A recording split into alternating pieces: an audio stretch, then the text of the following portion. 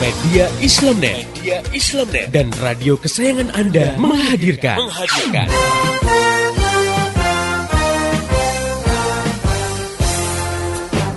Voice of Islam. Bagaimana tidak nyaman misalnya ya kalau diterapkan hukum cambuk bagi peminum khamar sementara negara tidak menerapkan mekanisme yang melarang khamar masuk ke suatu wilayah dan diperjualbelikan. Artinya masih ada orang yang berjualan khamar dan akhirnya ada juga yang beli, akhirnya ada juga yang minum. Padahal kalau minum dicambuk. Nah, ini kan juga semacam dilema juga ya. Atau misalnya diterapkan hukum cambuk bagi yang melakukan pergaulan bebas. Nah, sementara negara sendiri tidak menghambat arus masuk pornografi dan porno aksi di suatu negeri. Bahwa menangis itu yang dianjurkan itu menangis karena ingat dosa, takut pada Allah. Nabi SAW itu pernah bersabda dalam satu hadisnya, la yalijun nara rajulun baka min khasyatillah hatta ya'udal labanu fil darra'i. Nabi bilang tidak akan disentuh oleh api neraka seseorang yang menangis karena takut kepada Allah. Tadi kalau misalnya cinta itu tidak didasarkan pada pemahaman Islam, emosional sifatnya, ya kan? Iya. Lagi disayang-sayang sama suami, dikasih hadiah banyak, beliin pakaian baru, dibelanjain banyak, sayang. Nah, begitu suami di PHK, nganggur 1 tahun nggak dapat kerja, ini udah mulai mengikis.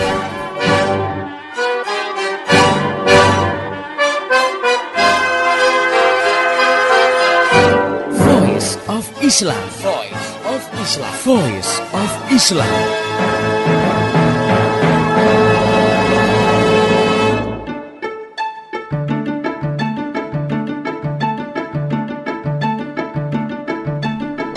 Halo Indonesia, Assalamualaikum warahmatullahi wabarakatuh. Jumpa lagi dengan saya Purwo Ariandi dalam program Voice of Islam, kerja bareng Media Islamnet dengan radio kesayangan kamu. Selama setengah jam ke depan, Voice of Islam akan menemani kamu semua dalam rubrik Yang Muda Yang Bertakwa, sebuah rubrik yang membahas masalah anak muda yang lagi gaul, yang lagi in, yang lagi tren. Kali ini kita akan bahas mengenai menjadi sahabat yang sejati. Nah, sobat muda, tentu saya nggak sendiri, sudah hadir depan saya Ustadz Iwan Januar. Beliau adalah seorang penulis buku remaja. Kita sapa dulu. Assalamualaikum Ustadz. Waalaikumsalam warahmatullahi wabarakatuh. Nah, sobat muda sekalian, tentu setiap orang dan juga kamu juga pasti diantaranya, kalau kamu masih termasuk orang, pasti pengen punya yang namanya sahabat sejati. Tapi kalau kita lihat yang namanya sahabat sejati itu kayaknya sekarang semakin langka. Nah, yang namanya sahabat sejati itu susah banget nyarinya. Kita kadang-kadang suka bingung sebenarnya seperti apa sih gitu ciri-cirinya mengenai seorang sahabat sejati. Nah, Ustadz, yang kita pengen tahu nih Ustadz, sobat muda sekalian pengen tahu, bisa nggak sih sebenarnya kita ini manusia gitu, remaja, sobat muda semua, hidup tanpa sahabat? Baik, assalamualaikum warahmatullahi wabarakatuh. Sobat muda yang beriman, yang bertakwa pada Allah, memang kalau kita ngomong masalah sahabat sejati itu kayaknya butuh banget ya. Karena apa? Kalau tadi pertanyaan kayak begitu, bisa nggak kita hidup tanpa sahabat? Kayaknya nggak mungkin ya. Binatang aja itu hidup bergerombol dengan teman-temannya, dengan keluarganya. Bukan berarti kita sama dengan binatang, tapi bicara tabiat ya. Tabiat orang, bahwa orang itu punya yang namanya naluri untuk mempertahankan diri dengan cara dia membangun kelompok, membangun pertemanan, perkawanan. Dan manusia itu kan namanya makhluk butuh kepada yang lain, ya butuh kepada diantaranya kepada sesama manusia juga dong. Ya baik itu untuk butuh dalam masalah yang sifatnya ekonomi, butuh dalam masalah sifatnya ya materi itu kan, ataupun dalam sifatnya ya moral, butuh disupport, didukung, disenengin, ya digembirain, itu butuh. Jadi nggak mungkin tuh kalau manusia bisa hidup sendiri. Semua manusia pasti butuh pendamping, baik itu sahabat maupun nanti kalau udah menikah gitu kan dia butuh istri begitu. Tapi intinya sih kagak mungkin ada manusia bisa hidup sendiri tanpa ditopang, ditolong oleh orang lain, apalagi tidak punya sahabat. Nah Ustadz, kalau kondisi sebalik Ustadz, nggak ada yang menemenin. Wah itu kudu introspeksi diri gitu ya. Kenapa nggak ada orang berteman sama dia? Berarti ada sesuatu yang kurang. Misalkan jangan-jangan dia udah meninggal gitu. Nggak ada temannya. Itu nggak mungkin. Tapi kurangnya kurang tampang, kurang harta. Tapi enggak lah ya. Orang walaupun sejelek apapun pasti punya temen ya. Orang punya nggak kaya, nggak punya harta ya, semiskin apapun tetap punya teman. Orang itu punya tabiat pengen kumpul dengannya sejenis lagi, yang setipe lagi. Ya. Kalau yang kumpul dengan sejenis bahaya Ustaz. Maksudnya ini dengannya satu pemahaman, satu nasib ya kan. Makanya kita lihat namanya ulama bergaul dengan siapa? Ulama lagi. Jarang lah, malah mungkin belum ada misalkan garong kumpul dengan ulama di majelis taklim. Wah, itu nggak mungkin kecuali kalau ulamanya lagi di garong gitu ya. Tapi kalau berteman, bersahabat, berkumpul itu pasti dengan yang ingin yang sepemahaman, senasib, sepenanggungan. Jadi kalau ada orang yang nggak mau ada orang yang nggak ditemenin sama orang lain, dia kudu introspeksi diri. Bisa jadi dia memang orangnya keras, orangnya kasar ya, tidak berperasaan, nggak bisa bersimpati, nggak bisa berempati pada orang lain. Wajar kalau orang kayak gitu dimusuhin banyak orang. Ya. Nah, sobat muda sekalian, kamu bisa dengar bahwa kita juga jangan hanya berpikir nyari sahabat sejati, tapi juga berpikir bagaimana supaya kita juga layak dianggap menjadi sahabat. Nah Ustadz, kalau untuk masalah persahabatan ini Ustadz, sebenarnya ada aturan nggak sih gitu?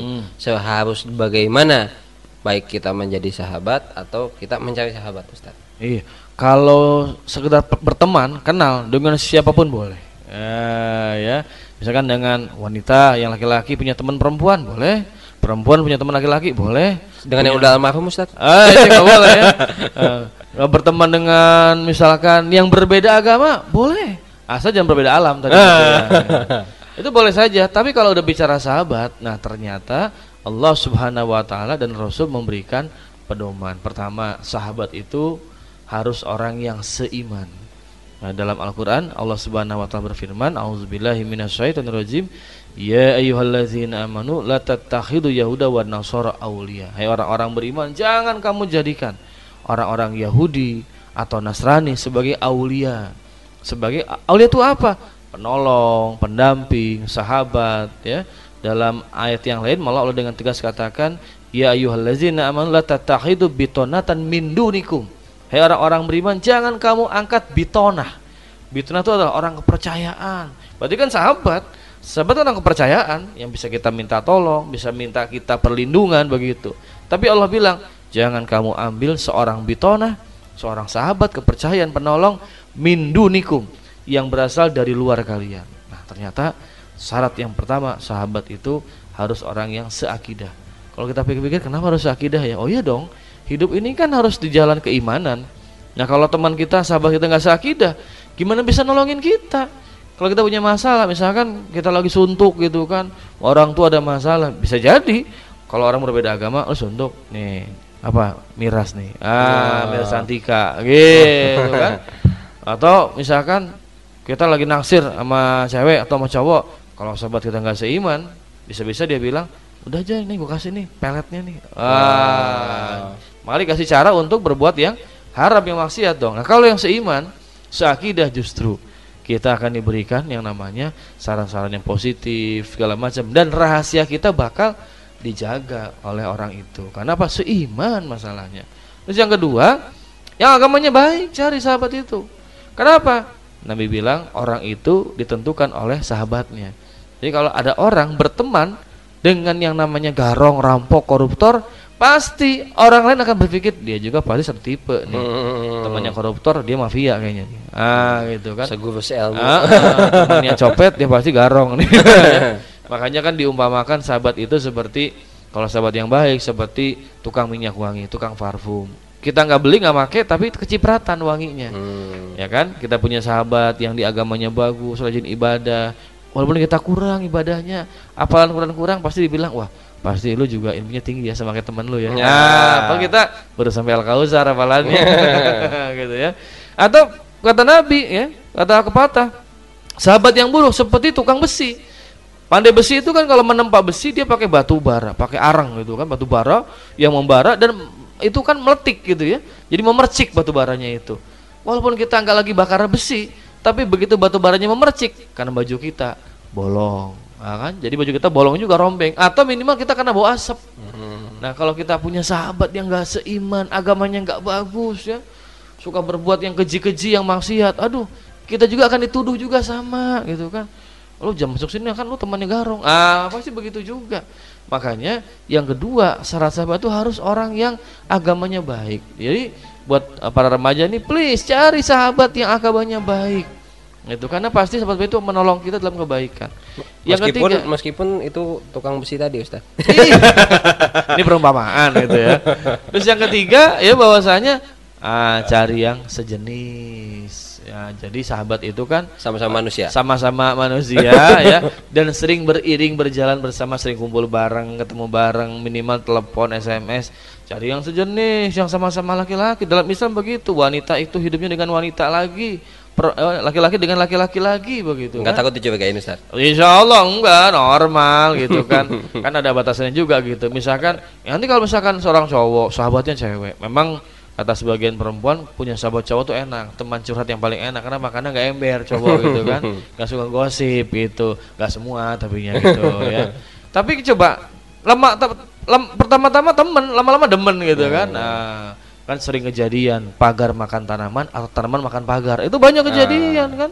Jalan berdua sama seorang cowok sahabat, pertama-tama sebagai teman biasa, tapi lama kelamaan itu berlaku pepatah Jerman, meeting terus jalanan soko kulino gitu ya. Jatuh cinta, fall in love karena sering jalan berduaan, sering bersama-sama. Bahkan nauzubillah bisa jatuh pada perbuatan yang keji ya, perbuatan maksiat, bisa zina itu. Walaupun ngakunya sahabat gitu kan. Tuh lihat ada satu film buatan Hollywood dulu ya, yang satu apartemen tinggal bareng-bareng. Ternyata bukan cuma sekedar friend, tapi juga sudah jadi seorang teman tidur. Nauzubillah min dzalik begitu. Maka harus yang sejenis. Yang keempat ya adalah mencari teman tuh bagaimana adabnya? Ya harus bisa menjaga yang namanya rahasia, yang bisa dipercaya. Walaupun sama-sama muslim, sama-sama laki-laki, sama-sama cewek, sama-sama cowok, tapi kalau ternyata orangnya itu ember, nggak bisa jaga rahasia, nyebelin, suka hianat, nggak, jangan dijadikan sahabat ya. Oke, sobat muda sekalian, kamu sudah dengar sedikit penjelasan dari Ustadz mengenai aturan apa saja yang harus kamu perhatikan dalam bersahabat. Nah Ustadz, kita juga pengen tahu nih Ustadz, sebenarnya lebih penting kita itu menjadi sahabat sejati untuk diri kita sendiri gitu. Misalnya kita merubah diri kita menjadi sahabat sejati, atau kita mencari sahabat sejati. Nah tapi sebelum Ustadz menjawab, kita ikuti dulu selingan berikut ini. Tetap setia di Voice of.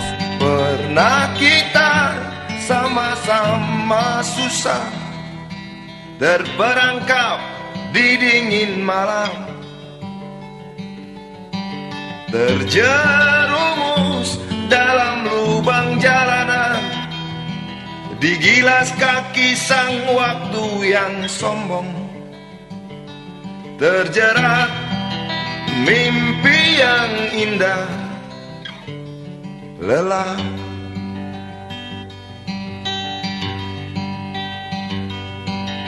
Pernah kita sama-sama rasakan panasnya mentari hanguskan hati, sampai saat kita nyaris tak percaya bahwa roda nasib memang berputar. Sahabat, masih ingatkah kau?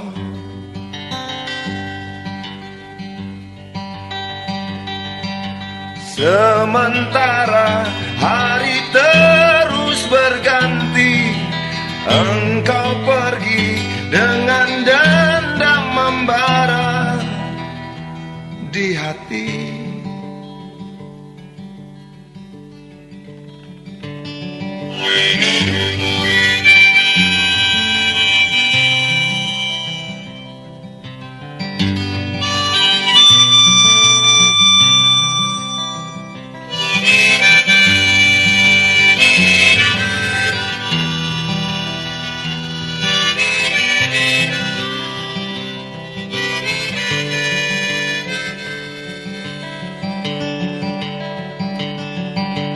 Cukup lama aku jalan sendiri, tanpa teman yang sanggup mengerti. Hingga saat kita jumpa hari ini, tajamnya matamu tikam jiwaku. Kau tampar, bangkitkan aku, sobat.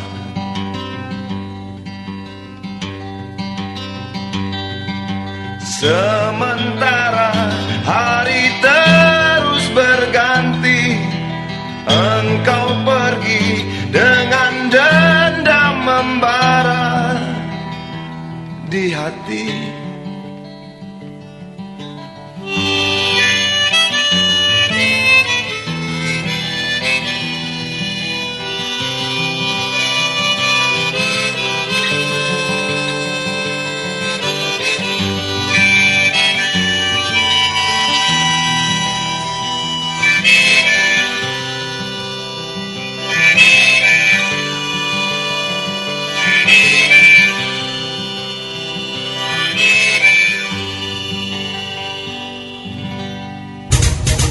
Kabar gembira. Kabar gembira.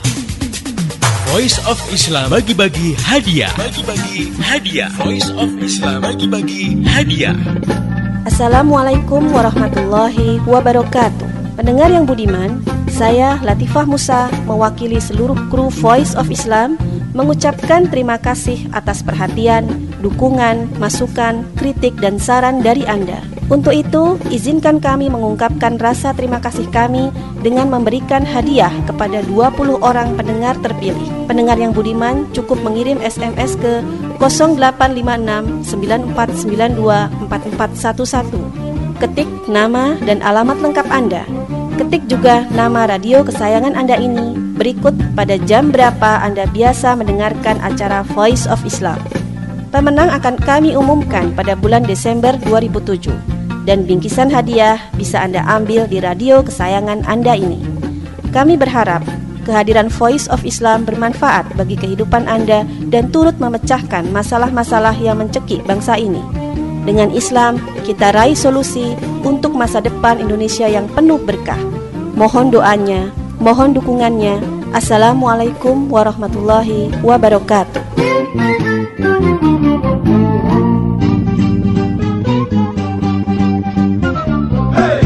Anda ikuti Voice of Islam, persembahan media Islamnet dan radio kesayangan Anda ini. Voice of Islam, Voice of Islam, Voice of Islam.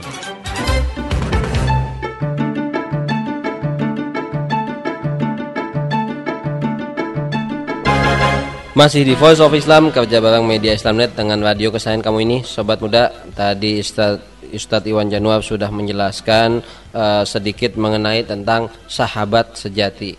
Tadi juga kita sudah sempat menyinggung mengenai sebenarnya lebih penting mana sih, mencari sahabat sejati atau menjadi sahabat sejati.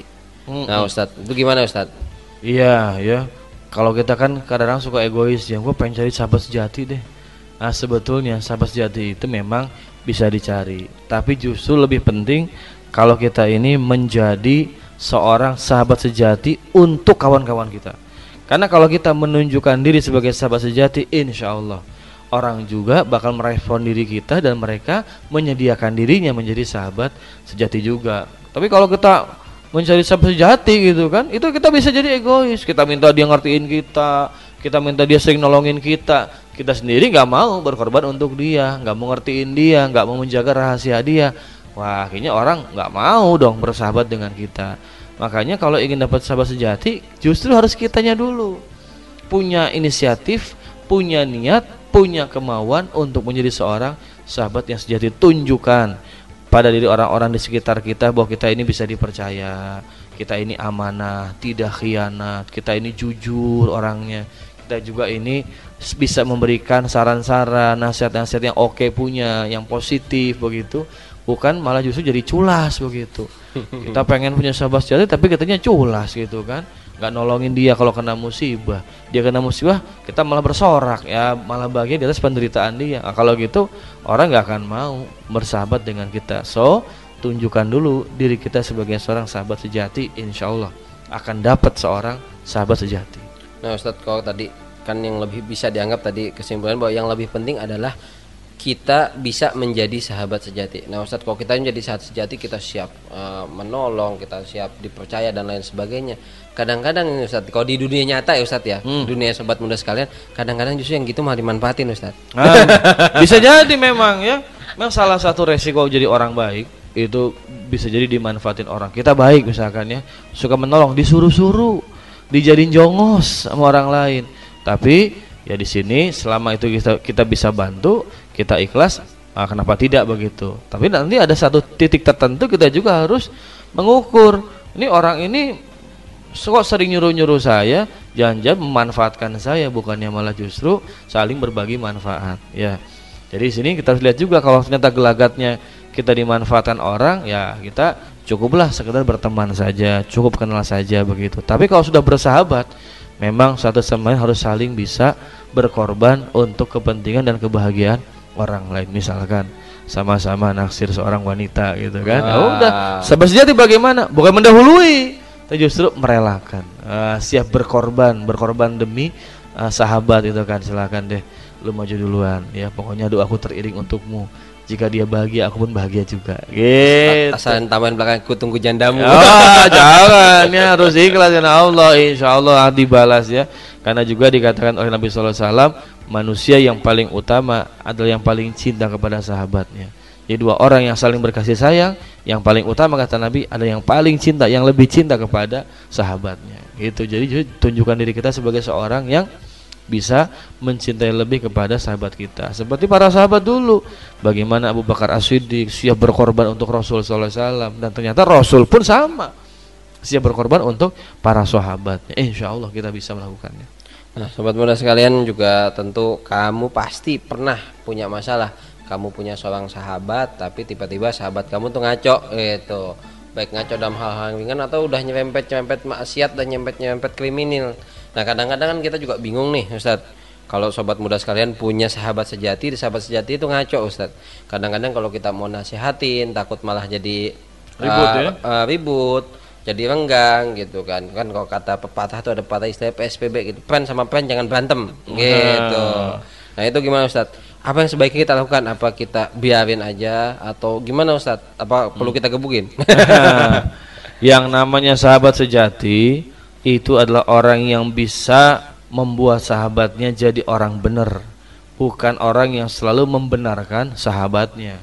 Nah, kalau ada sahabat yang dia berbuat negatif, nggak sholat lah misalkan ya, suka nggak sholat, kalau kita ngaku sahabat dengan dia, justru kita ada kewajiban ngingetin dia, harus sholat perintah Allah. Atau dia misalkan pakai miras santika begitu kan, wah kita ingetin, itu haram ya. Itu haram ya, jangan begitu gitu kan, kita ingetin. Dia tersinggung, ya nggak apa-apa, justru kita itu memberitahu dia karena kita sayang sama dia, karena kita ingin terus menjaga persahabatan dengan dia. Nah memang kadangkala memberikan nasihat pada orang itu bisa menimbulkan sakit hati, dongkol, jengkel, tapi ya nggak jadi masalah lah. Itu salah satu resiko persahabatan, bahwa kita bersahabat itu bukan mengambil enaknya aja, tapi juga harus siap untuk ya dikala sulit, dikala susah kita harus siap juga ya meluruskan sahabat kita kalau sedang dalam kesalahan. Kalau didiamkan justru kita bukan sahabat tapi pengkhianat namanya. Orang yang mengkhianat membiarkan sahabatnya berada dalam kesusahan atau terjerat dalam kesalahan. Tapi kalau sahabat sejati siap memberikan pertolongan dan meluruskan sahabatnya dikala dalam kesalahan. Nah Ustadz, kalau kita lihat bahwa yang namanya masalah dalam persahabatan ini kan banyak Ustadz, apalagi di kalangan sobat muda, di kalangan remaja. Yang namanya bersahabat tuh macam-macam lah Ustadz, dari mulai yang persahabatannya lancar-lancar aja lah, aman, damai, tentram, sampai persahabatan yang cenderung tadi Ustadz bilang nggak sehat Ustadz. Nah kalau misalnya persahabatan itu meskipun dengan sesama jenis Ustadz, kalau cenderung nyerempet ke yang nggak sehat tuh gimana Ustadz? Salah satunya harus sadar gitu ya, jadi buru-buru nyadar bahwa mereka itu sedang melakukan perbuatan yang nggak pantas. Misalkan nih, ya sedang kebut-kebutan, ngetrek di jalan umum yang bahaya gitu kan. Salah satu harus sadar, ingetin begitu kan, bahwa nggak baik itu kan, bahaya nih gitu. Atau juga misalkan salah satunya suka pakai narkoba gitu, maka harus diingetin agar nggak terulang seperti itu. Atau misalkan salah satunya ya suka meninggalkan kewajiban puasa, sholat sama orang tua ngelawan segala macam. Salah satunya harus ingetin. Jadi harus sadar salah satunya dan harus punya itikat menjaga persahabatan. Kalau ternyata sudah diingetin nggak mau berubah juga, itu barangkali saatnya say goodbye. Saatnya ya udah, berarti persahabatan putus karena nggak bisa diajak pada jalan yang dibenarkan oleh agama.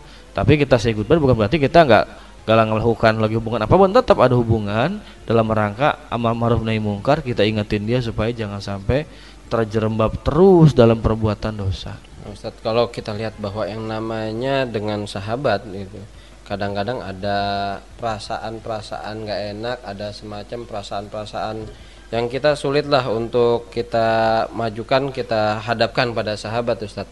Misalnya kadang-kadang kalau kita ada masalah, ada perasaan nggak suka, ada perasaan nggak enak, nah itu kira-kira bagaimana sih nyampeinnya kepada sahabat kita supaya sahabat kita nggak merasa wah lu mah ngeguruin gua gitu, atau wah ini kenapa nih nggak suka mah udah nggak suka lagi sama gua, kita udah nggak temenan lagi nih, gimana Ustadz? Kira-kira ada yang pertama nih itu kita lihat dulu masalahnya. Kalau itu ternyata bukan masalah yang prinsip, yang ya bisa kita toleransi, ya kita toleran ya. Misalkan ya teman kita ini kadang-kadang suka minta dijajanin gitu kan. Nah, kalau kita punya nggak apa-apa gitu kan ya. Kalau nggak terlalu prinsip nggak jadi soal.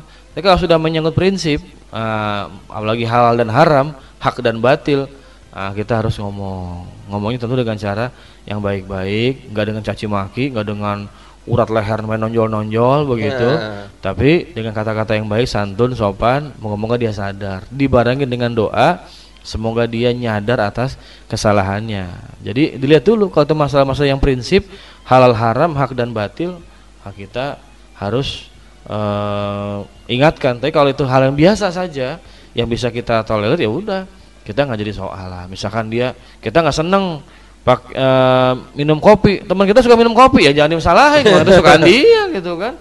Oh, kita senang pakai sandal jepit, teman kita nggak mau, ya nggak jadi soal, itu nggak usah dipermasalahkan seperti itu.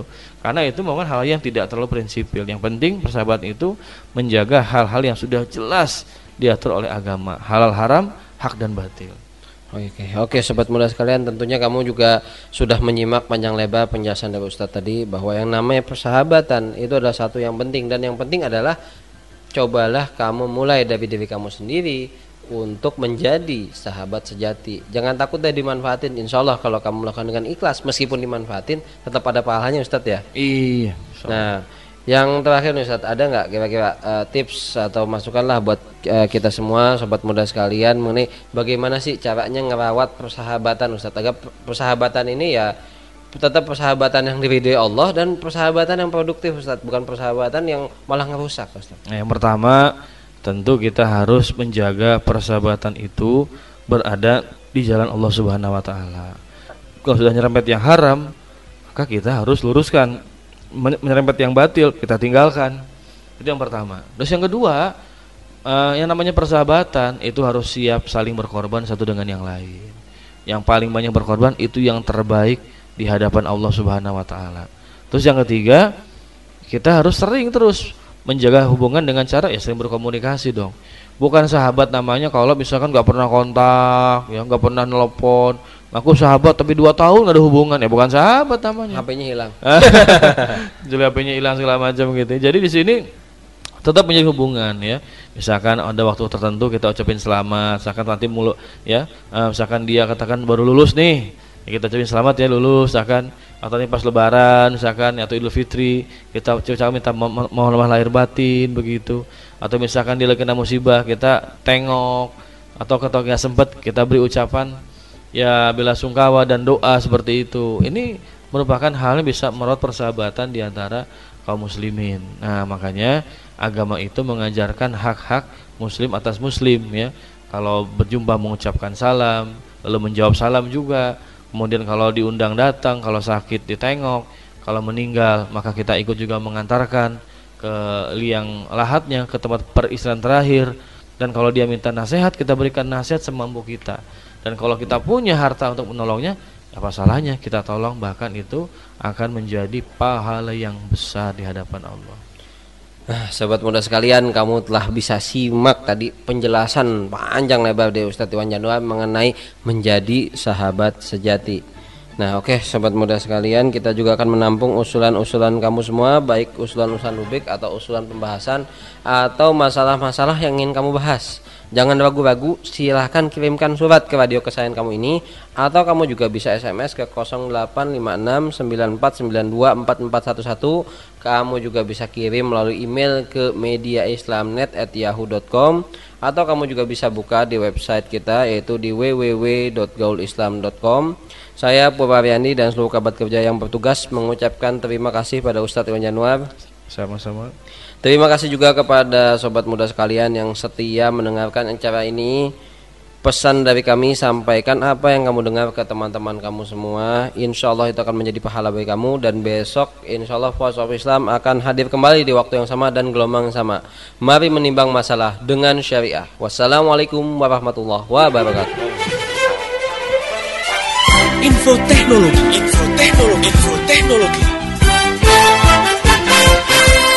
Berikut info teknologi dari konsultan komputer Purwa Ariandi. Info teknologi.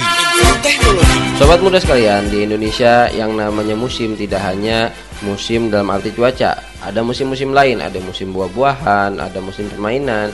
Bahkan sekarang yang sedang heboh adalah musim bencana. Bencana alam yang paling besar yang pernah dialami rakyat Indonesia bisa dibilang itu adalah tsunami yang menerpa Aceh beberapa tahun yang lalu. Nah, tsunami adalah bencana alam yang sangat-sangat dahsyat. Ada beberapa hal yang perlu kamu ketahui mengenai ciri-ciri akan terjadinya tsunami. Di antaranya adalah bumi bergetar karena gempa, terus permukaan tanah naik hingga sama dengan permukaan air. Kecepatan gelombang laut itu sangat-sangat cepat, sampai 40-50 km per jam. Lalu laut tiba-tiba mendadak surut hingga 15-30 menit, lalu datang gelombang balik.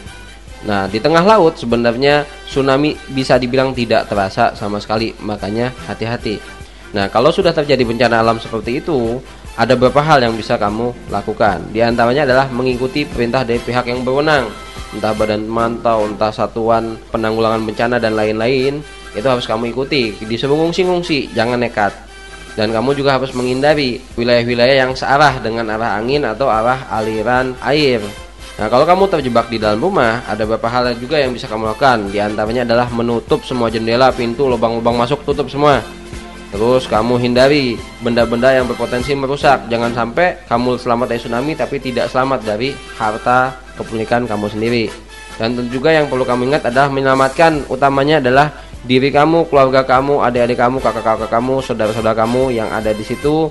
Juga surat-surat berharga serta juga alat komunikasi. Jangan sampai lupa. Insya Allah hal-hal tadi bisa sedikit meringankan beban kamu yang jangan sampai sih. Tapi insya Allah kalau kamu terkena musibah tersebut, insya Allah kamu bisa lebih ringan. Info teknologi. Demikian tadi Voice of Islam. Semoga hikmah yang terkandung bermanfaat untuk kita semua. Amin, amin, amin. Ya Robbal Alamin. Kembali bisa Anda dengarkan Voice of Islam. Menghadirkan topik-topik seputar kehidupan kita esok hari di waktu dan gelombang yang sama.